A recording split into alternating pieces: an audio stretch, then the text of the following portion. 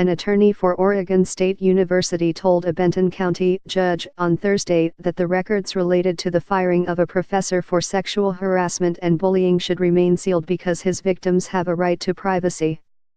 Only the court needs to be able to review the large file of records about A. Maury Craig's dismissal from the school, not the public, said Cody Elliott, a Portland lawyer who represents Oregon State.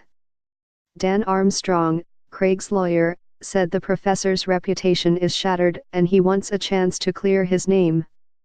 That won't happen if a cloud of secrecy surrounds the case and the university is allowed to take a black pen to the records, the attorney said.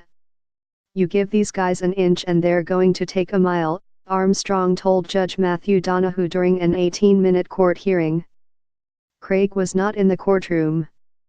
Donahue said he couldn't deliver a ruling without knowing how federal student privacy laws apply, which neither side discussed in their paperwork, he said.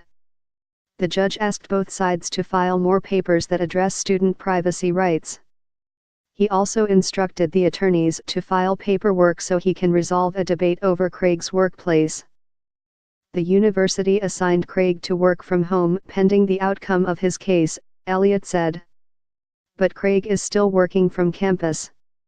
His attorney contends that the initial court order rewound Craig's employment status to October 29, the day before he was fired. Craig is still getting paid his salary and benefits, regardless of where he is working, Elliott said. The Thursday hearing is the latest development in a rare case that puts the employment practices of a public university under the scope of a court through a writ of review process. Craig was fired October 30 by Oregon State. The longtime veterinary school professor appealed his firing to Oregon State's highest board and to the county circuit court.